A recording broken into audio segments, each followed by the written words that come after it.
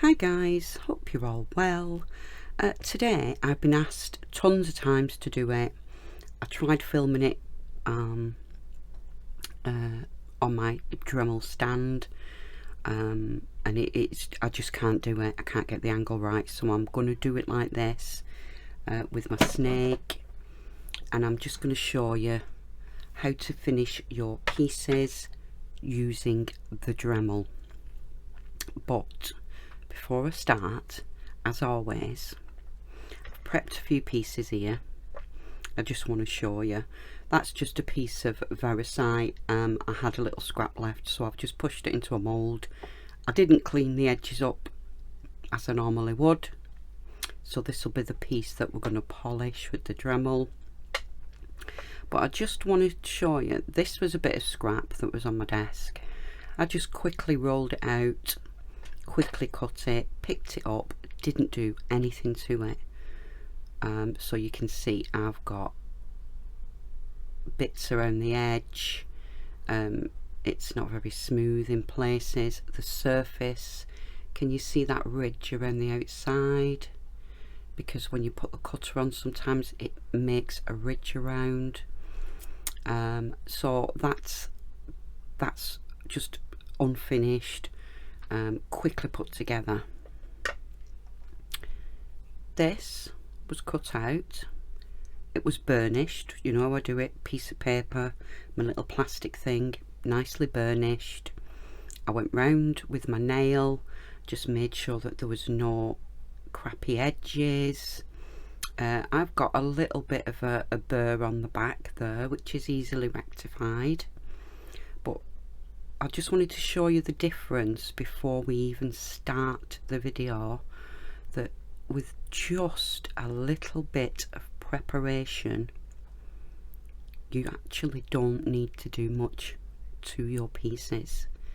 Like that, especially with that divot in the middle, would take forever to sand flat. Granted, I can get those sides clean really quickly, but just by burnishing, just by going round and making sure that my edges were smooth, and I literally just, you've seen me do it, just run my nail around, make sure there's no little bits on it as I'm doing it.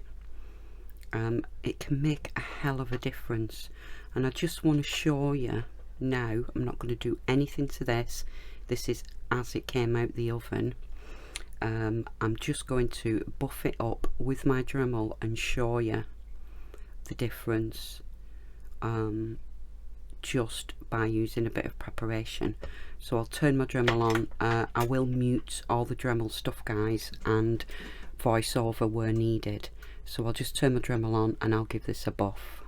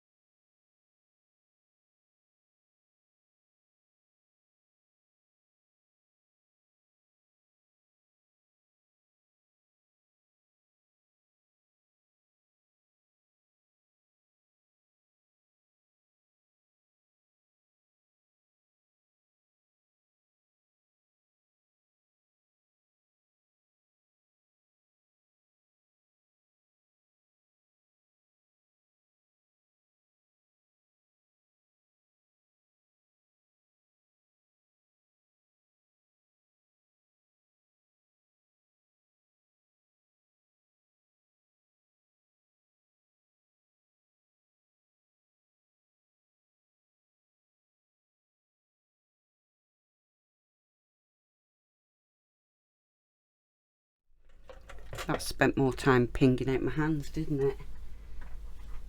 But that was a very quick buff with the Dremel, and can you see the shine on that? And I haven't even done the middle bit, I've just done the edges. So my point being, guys, with a little bit of prep, you really don't need to end up doing loads of sanding. So right, this is the bit we're going to use. It's been in a mould. I haven't cleaned the edges up, so we're just going to go through the bits I use and then we'll sand it. So okay, all these are in my description, guys. This is just these are just generic brand, they're not Dremel brand. This comes with loads of sandpaper and it's just Velcro, and I just took out the rougher ones, put them to one side. So I use the P400, which is this one. They're all colour coded as well, so you won't forget which one you've got. I use the P400 for cleaning up. Then I generally just pick a couple, so I might use the 1000 and the 3000 just to get the surface nice. So that's that set. That's for sanding. Now then, that is a Dremel buffing cloth. That comes with the Dremel. To be fair, guys, when you buy a Dremel, there is nothing in the kit that will work with polymer clay. It's all too rough. The only thing that will work are the polishing cloths. So I've shown you one of them, just in case you've got some. But the main ones I use are these orange ones and these puff ball looking ones. I think they're like a wool. Oh, I can't. Oh, I've got stuck. I'll just show you that end. It's just a little puff ball. So what I would do is sand with a couple of sandpapers, quickly go around the sides and maybe over the top with this one. Then I would finish with this one. There's also these cotton top ones. You have to put a bit of tape round them for them to fit in the Dremel. They're just a millimetre short, but these are very, very soft cotton mops, so you can give it a final buff with the cotton mop. So sandpaper, let's move that one out of the way because I don't often use it. Sandpaper, then buffing wheel, then polishing mop, and then further polishing mop if you think it needs it. Again, I don't often use these, but if I do, if I don't, I just run over with a scrap of denim just to make sure there's no fibres on the piece and the such. So guys, I'm going to just do it all in real time, and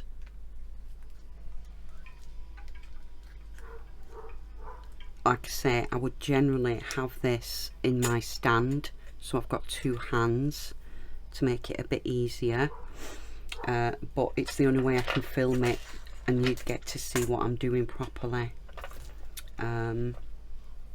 So I may voice this over while the Dremel's running. So first I've got the P400 grit. You can use this wet if you wish. I'm not going to. I'm going to stick my mask on, and I'll get this going, guys, and I'll pause in between each one. So see you in a sec.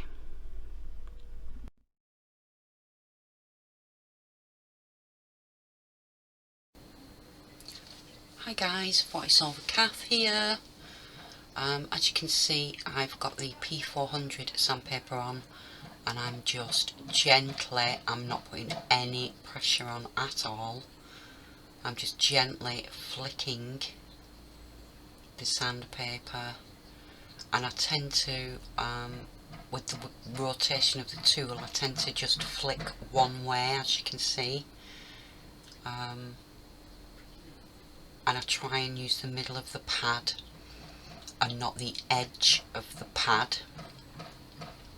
Then it doesn't put a line in my clay piece. It is much easier this, guys, with two hands when I use my stand. And to be honest, I don't often use the sandpaper these days on the Dremel. By the time I've set it up, I can already have had it sanded.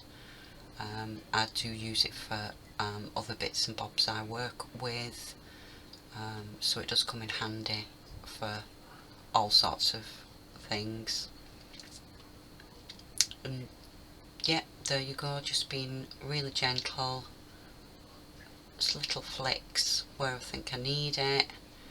I tend to concentrate where I need it first and then go over the piece just to make sure that it's all finished properly, so it's all got the same sort of surface.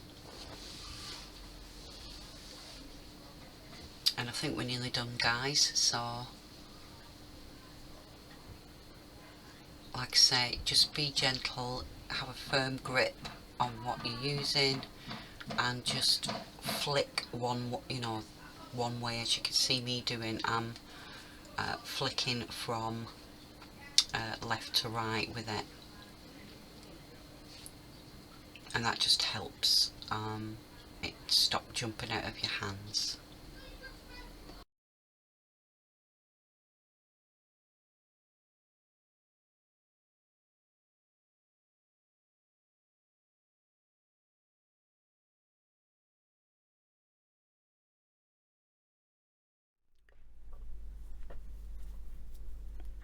Okay guys, I've just gone round, and can you see what I was doing? I was just flicking across the surface. I wasn't really pressing it down. I was just flicking like this, and that helps to stop any divots and the such. So after that one, which is the P400, I think I will just do the 3000 with this one. You can work your way all the way through the grits if you so wish. I just tend to use it to get the rough bits off, if that makes sense. Just let me clean some of this dust up and get my mask back on. I think I'll leave that wet wipe there to catch the dust. Okay, so now I'm on a 3000. Again guys, you work your way through your grits if you so wish. I just wanted to get that bit of surface liquid clay off that I hadn't cleaned off. I would normally do that, wouldn't I? Right, I'll use the next grit now.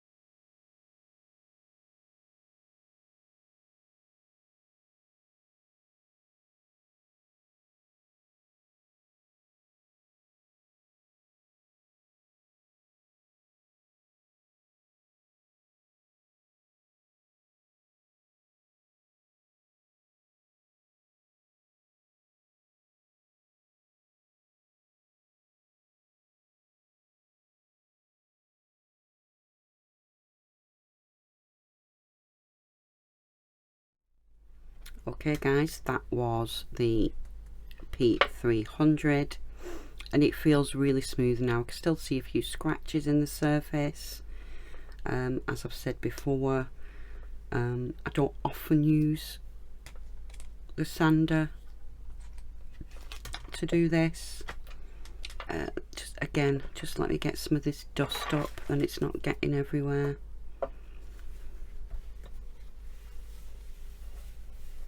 Give this a wipe.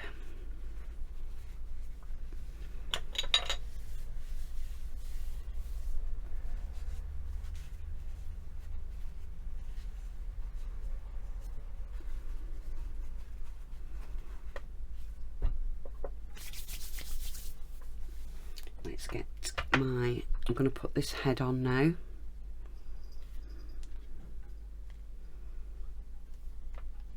Get that nice and tight, and I'll see you on the other side of the noise.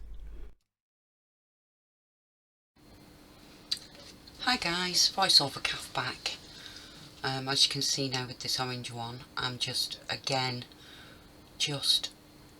barely, I barely touch the surface guys. I don't put any pressure on. That's when you start getting little gouges and things out. I tend to use my Dremel on half speed. I find that's just fine for me. And it does take a bit of practice guys to you know, find the right pressure and the speed. So just have a little practice on some scrap pieces. But once you get the knack, I mean, they really do come in handy. And as you can see now, I'm just flicking over the top quite briskly, just making sure that some of those little sanding marks are out.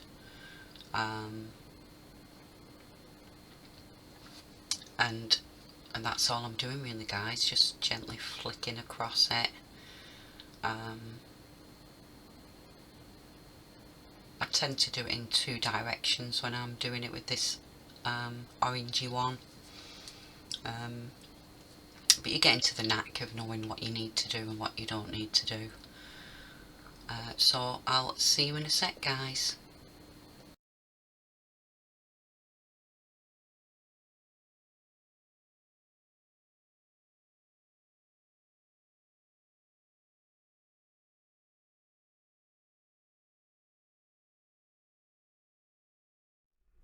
Okay guys, so that's the orange polisher buffer, and now I'm just going to go in with my buffer like so.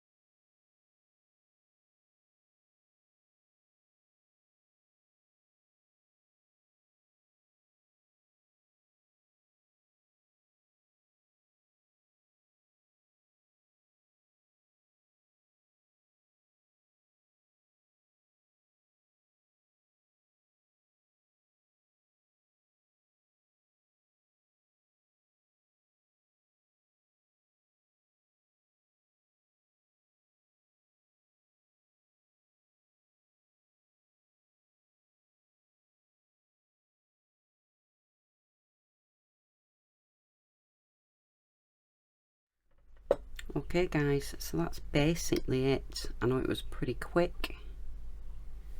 I'll just get my scrap of denim. I always run back over with the denim just to make sure that there's no fibres or dust on the surface. Of course, give it a wash in between. I haven't, but there you go. Doesn't take long at all, does it? If you've got a piece that is particularly lumpy and bumpy, I would recommend just using sandpaper to get it flat, rather than using the Dremel. The Dremel's great for just fixing a couple of imperfections, like a thumbprint or something. And just a few things to say while it's quiet. I barely touch this. I am not pressing down on the surface. I am just gliding, literally just gliding like that over the surface. I don't put any pressure on whatsoever. But I just want to show you guys, again, going back to pieces being prepped. This was just a scrap of clay that I was playing with when I was doing the Makume bokeh. So this is how I finish my pieces. Nail file, sand, the shiner and buffer one. I just go around the edges, make sure there's nothing untoward. I can use a sharper nail file or this if there are some quite bad pieces on it. And I'll just go over the surface with the shiner.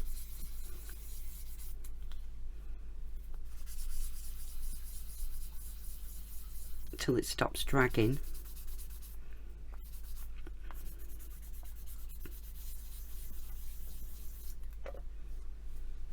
Give it a little wipe of dust off. Again guys, generally I would do it in water, but I haven't brought a bowl in with me. And then I just get my polisher.